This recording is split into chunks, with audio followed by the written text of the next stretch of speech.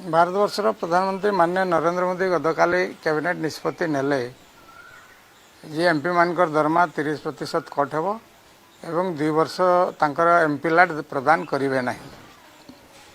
सेवली भाव में ओडिशा रे मध्य जेतेबेले आमे मिलिमिशिकी ओडिशा केंद्र सरकार सांगरे पाद को पाद मिसे ओडिशा सरकार नवीन बाबू कोरोनार मुकाबला करने पदक्षेप नहीं स्वागत योग्य पदक्षेप। आज पर्यंत कहीं कौन लोक निंदा करार समस्ते सहयोग करुँच।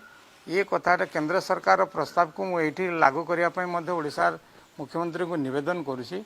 आम जो मैंने भी विधायक अच्छु विधायक मंत्री अच्छु समस्त दरमार 30% दरमा कट करा जाऊ एवं 2 वर्षर एमएलए बंद करा जाऊ एवं से पैसाटा को केवल स्वास्थ्य विभाग दीर्घम्यादी योजना प्रस्तुत करिकी कोरोनार मुकाबला करने सांगे स्वास्थ्य विभाग इंफ्रास्ट्रक्चर डेवलपमेंट करने मु निवेदन करुँची।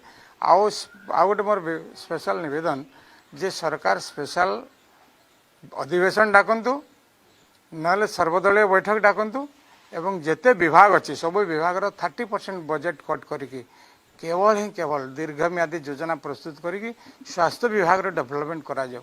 ओडिशा सारा भारत वर्षर सबु प्रदेश ठारू विभाग स्वास्थ्य विभाग ठीक नथिबा कारण स्वास्थ्य हेल्थ डिपार्टमेंट सबु असुविधा थिबा कारण सबु मेसीन ठारू आरंभ करी कर्मकर्ता आज भी कॉन्ट्रैक्चुअल नियुक्ति थिबा कारण आमे जदि सबु विभाग 30% पैसा कट करी केवल कोरोनार मुकाबला एवं स्वास्थ्य क्षेत्र को डेवलपमेंट जदि करा जिवो ताले सारा भारत वर्ष रे स्वास्थ्य विभाग 1 नंबर हेबो।